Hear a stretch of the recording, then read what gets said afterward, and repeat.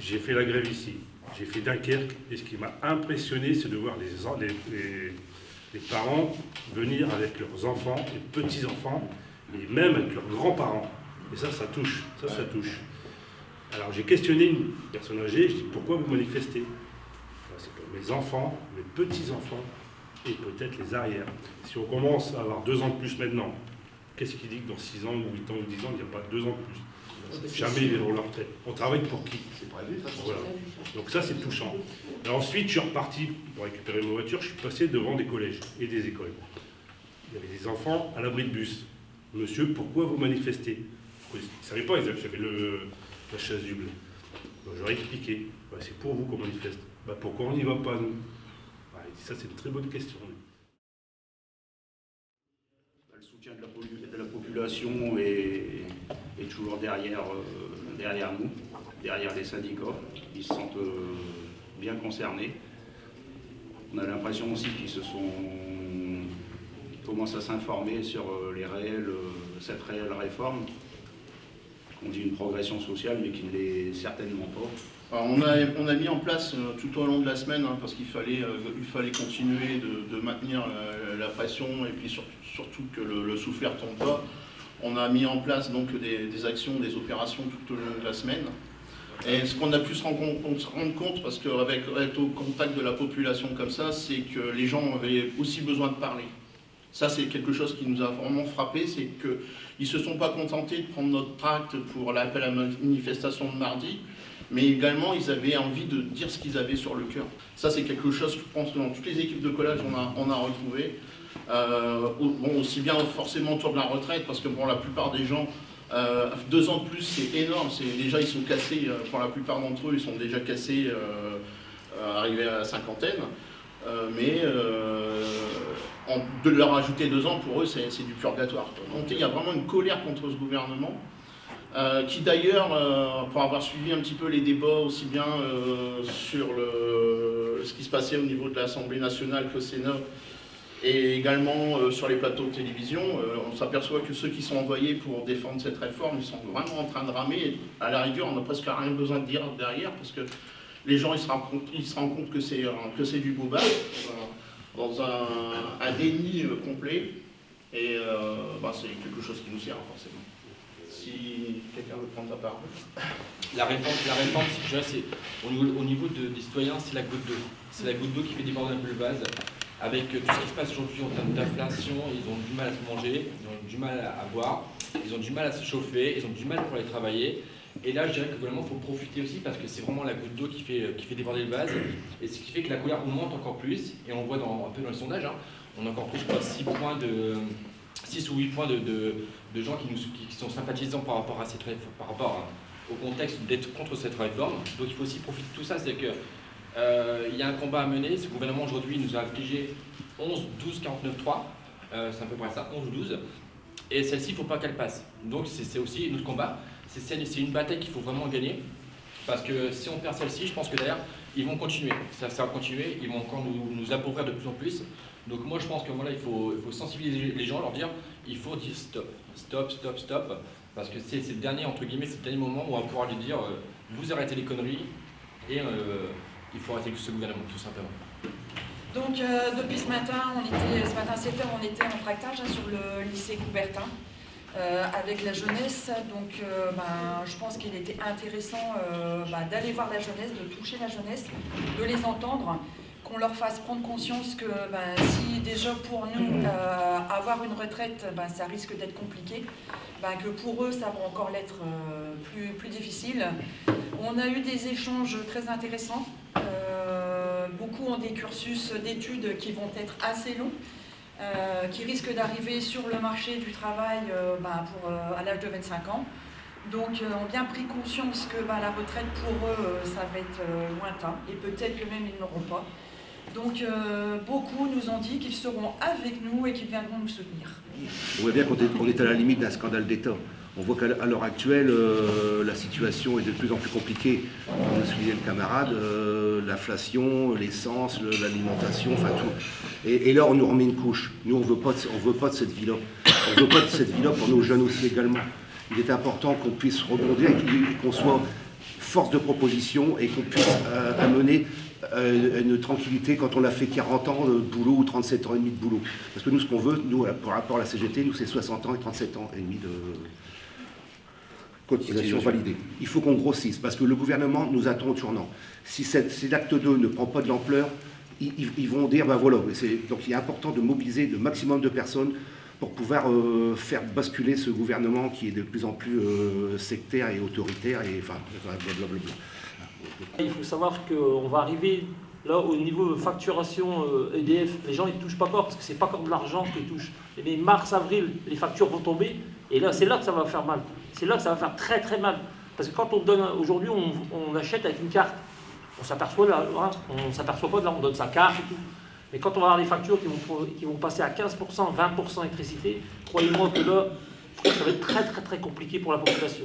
Le seul objectif du gouvernement, c'est dégager des manœuvres, du budget, point. C'est le seul argument valable.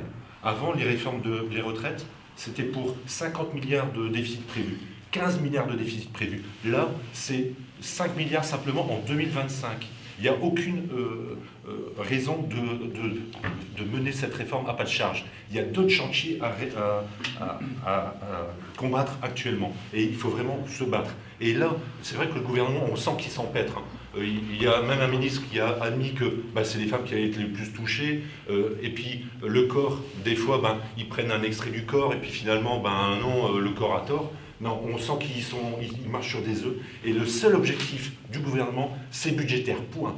On a été dans un confinement durant 3 ans. Ils nous avaient promis une réforme de la santé qui, à mes yeux, aurait été franchement prioritaire. On devait donner des moyens aux soignants, on devait réouvrir des lits. Or, rien n'a été fait. Moi, j'ai moi-même à la maison 3 enfants soignants qui travaillent dans des conditions un peu pitoyables. Donc c'est vrai que pourquoi la priorité n'a pas été donnée plutôt à la réforme de la santé qu'à la réforme des retraites. Voilà. Il y aura jusqu'au fond intersyndical. Personne ne pliera.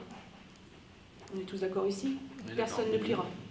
Donc il faut qu'ils en prennent conscience. Moi je travaille dans la santé et comme elle le disait ma camarade, la priorité c'est bien la santé. Si on n'a pas de santé, on ne peut pas aller travailler. Mais ça, il va falloir qu'ils comprennent. Et on ne pourra pas aller travailler jusqu'à 64 ans si on n'a pas la santé. Si on continue à fermer des lits. Si les soignants sont toujours en sous-effectif. Ça, c'est impossible. La population ne pourra pas se faire soigner. Si on n'a pas de médecin traitant, on ne pourra pas se faire soigner. On va se retrouver avec une population dans un état déplorable. Et c'est vraiment la richesse de la France, c'est l'école, la santé. Je pense que nous, on a fait preuve, on a franchement non seulement de responsabilité, parce qu'on apporte aussi des solutions. On sait qu'on aura besoin d'une réforme. Et les moyens, toutes les organisations syndicales, ils les ont mis sur la table. Aucune n'a été retenue. Aucune. Mais les gens, ils n'ont pas voté pour ça. Ils ont voté contre quelque chose. Ils n'ont pas voté pour quelque chose. Ils ont voté contre quelque chose.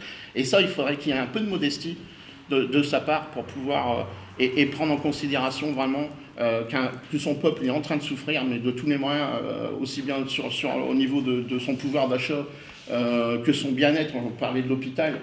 Il y a des chantiers autrement plus importants aujourd'hui que s'occuper de la réforme des retraites. Il y a la santé, il y a les services publics en général, l'éducation. Il y a des chantiers bien plus importants que de s'occuper des retraites. Et ils ne s'en occupent pas. Pour moi, c'est pas le président des Français. Il est orgueilleux, il est vaniteux, imbu de sa personne, et il ne représente pas la France. La population, le peuple n'a pas envie de lâcher, n'a pas envie de plier, et a bien compris que de toute façon, si on voulait obtenir quelque chose, il n'y a pas le choix, ce sera le rapport de force. Donc il se méfie bien. Et j'ai envie de dire maintenant que chaque corps de métier prenne ses responsabilités. C'est-à-dire, vous, cheminots, vous avez les moyens, vous avez des trains, arrêtez-les, bloquez. Que les gens travaillent dans les raffineries, c'est tout, stop, on arrête. On ne produise plus, tant pis, on va tous être dans une mouise, pas possible. Mais je pense qu'on arrive à un stade où maintenant, il faut partir vers une grève générale. Il n'y a pas le choix, il faut qu'on se lance, il faut qu'on arrête. On est parti, on est lancé, c'est tout, stop. On n'arrête plus et on va jusqu'au bout. quand on arrive à des millions de manifestants, ce qui s'est passé jeudi, ou on voit depuis des semaines entre les gilets jaunes, les gens qui étaient contre le pass sanitaire, etc., ça fait des années, à un moment, que les gens en ont marre, et qu'on voit que les manifestations aujourd'hui, on ne va pas se cacher, au-delà du volume, et celle de jeudi qui a apporté quand même un volume de 2 millions, on voit que on le voit dans les médias, par rapport à Bruno Le Maire qui parlait, dit oui, c'est qu'une manifestation qui s'est passée en France, il n'y avait rien de grave, c'est ce qu'il évoquait dans ses propos, dans un pays étranger, etc. C'est qu'au bout d'un moment, il faut prendre les responsabilités, comme tu l'as dit, c'est qu'il faut bloquer le pays. Au bout d'un moment, il y a comme ça que ça marche, on l'a vu avec les raffineries qui ont été bloquées récemment, ça a fait un scandale terrible, c'était un impact direct. Moi, j'en parlais encore cette semaine un peu autour, et je dirais que moi, mardi, en fonction des syndicats du port, du tunnel, etc., il faut y aller. C'est qu'il faut y aller s'il y a des regroupements, s'il y a des gens qui manifestent, il faut aller les accompagner, parce que c'est aussi comme ça, il faut avoir un impact d'une part par rapport à la masse, ça c'est essentiel, etc. Mais il faut aussi accompagner les gens qui sont porteurs de blocage, entre guillemets, tout ça chez nous à Calais, au niveau du port ou du tunnel. Il faut, après la manifestation, il faut y aller, il faut aller les soutenir, il faut les accompagner, parce qu'il faut qu'on ait un impact d'une part sur la masse, mais il faut aussi qu'on ait un impact économique, tout simplement. Moi, je travaille dans l'enseignement. Je voulais rebondir sur les propos de mes collègues, parce qu'effectivement, en 2020, nous étions des professions essentielles. La plupart des travailleurs en France, le pays a tenu grâce à nous. Vous avez eu des remerciements, on a eu énormément de contraintes sur nos métiers qui n'ont pas été reconnues. Actuellement, l'éducation, c'est un peu le reflet de la société. On a de plein fouet la précarité dans les familles qui fréquentent l'école. On a des problèmes au niveau de la prise en compte du handicap et de l'inclusion des élèves. On a énormément de problèmes qui sont des priorités. Et M. Macron ne les entend pas. M. Macron a une conception du dialogue social qui ne fonctionne pas. Le gouvernement de M. Macron fonctionne à partir des 49.3 et on voit où ça nous mène. Je crois qu'il est vraiment temps qu'il y ait une remise en question. C'est pour ça qu'on est dans l'intersyndicale et qu'on ne lâchera pas l'intersyndicale. Et c'est pour ça qu'on continuera de tracter, de coller, de manifester. Parce que, comme le disaient les collègues, c'est vraiment un sujet qui touche toute la population, des jeunes, des vieux, des travailleurs, des chômeurs, des étudiants. Tout le monde s'inquiète. Il n'y en a qu'un seul qui ne l'entend pas. Les circulaires confédéraux le disent, de toute manière les communiqués le disent, on multiplie les actions, et multiplier les actions, ça sous-entend éventuellement une future grève générale très proche, j'ai envie de dire, surtout si M. Macron, enfin en tout cas le roi Macron, se permet encore de fermer les yeux, parce que vous savez, on n'a plus le droit de dire le mot guillotine en France, on n'a plus le droit de le mettre en image, mais c'est un petit peu ce qui lui pend au nez. Pour l'instant, la CGT est pour les blocages avec EFO et Sud. Nous, ce qu'on demande, c'est que l'ensemble des confédérations, s'il y a appel au blocage du pays, qui seront clairs et nets sur la position qui tiendront. Le sondage qui est apparu ce matin par rapport au sondage national concernant s'il y a blocage de la France, il y a 57% des Français qui sont pour. Je crois que c'est un sondage qu'on n'a jamais vu dans les autres manifestations, dans les autres bagarres contre la réforme des retraites ou autres. Là, c'est officiel. 56-57% du peuple est pour les blocages. Et là, on n'entend plus tellement parler de prise d'otage. Même sur les médias, les prises d'otages, pour l'instant, on n'entend pas. Ils ont la crainte des blocages. Moi, ce qui me rassure, c'est pour mardi, en fait. Je vois qu'aujourd'hui, on est en intersyndical et qu'on est tous en cohésion sur le mouvement qui va se suivre mardi. Et je pense que ce qui va arriver mardi, ce que les médias, ce que le gouvernement et surtout Macron va voir, c'est la population, le peuple qui va sortir. Parce que depuis la semaine dernière, les Français comprennent la réforme des retraites. Il y a eu beaucoup, ça on n'en a pas parlé, mais il y a quand même eu beaucoup de personnes qui n'avaient pas trop compris ce qui leur arrivait cette année. Et je pense que la compréhension qui a été faite là depuis ces derniers jours fait qu'ils vont sortir. J'ai jamais eu autant de salariés non syndiqués, sans étiquette, sans rien, qui sont venus nous voir, nous dire comment ça se passe. Les manifestations, j'y suis jamais allé, mais là je vais y aller. J'irai peut-être sans étiquette syndicale, mais je vais y aller. Et je pense qu'on va avoir un mouvement du peuple qui va être historique, j'en suis persuadé. Nous, on peut plutôt appeler ça une grève générale, avec convergence des luttes, plutôt que des blocages. C'est pas des actions terroristes, comme veut le faire entendre le gouvernement, c'est bien un moyen de le faire plier et un moyen de lutte. Je veux dire, de tout temps, et toutes les grandes avancées sociales de ce pays, elles se sont faites autour de manifestations et ensuite de grève générale. Et je voulais juste terminer sur ce côté, quand on parle de président des citoyens, je Je pense qu'aujourd'hui, on a plutôt un président du capitalisme et des banques. C'est-à-dire qu'aujourd'hui, il n'est pas, c'est pas un président du peuple, c'est un président du capitalisme. Et encore une fois, des banques, il est géré par ces partis-là. Ils les écoutent eux plutôt que nous. Donc au bout d'un moment, il faut que ça change. Toutes les entreprises privées doivent prendre leurs responsabilités.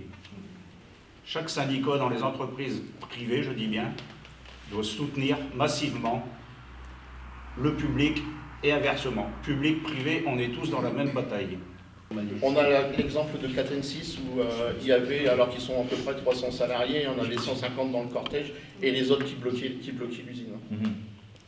Donc, le privé, il y a du privé aussi qui commence à vraiment à s'engager et je pense que dans les entreprises, ils ont bien mesuré l'enjeu et même si ça peut être contraignant de perdre une journée par-ci, une journée par-là, le jeu en vaut la chandelle et je pense qu'ils en ont tous conscience. Et on a reçu tout au long de la semaine des syndicats dans des petites boîtes, des PME, voire même des gens dans des TPE qui sont venus en nous demandant des renseignements, comment ils pourraient faire pour mardi ou simplement quand ils sont structurés, venir nous dire on sera là.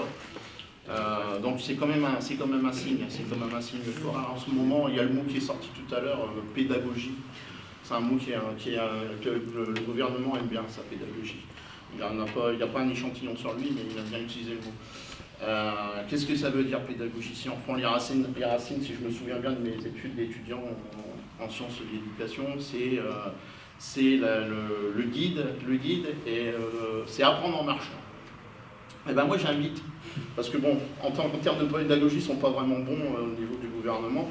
Moi je les invite à venir dans la manifestation pour justement en marchant apprendre des choses et apprendre non pas des leçons d'économie, hein, ça Macron est bien plus fort que nous là-dessus, mais des leçons de vie. Et je pense que c'est la discipline la plus intéressante.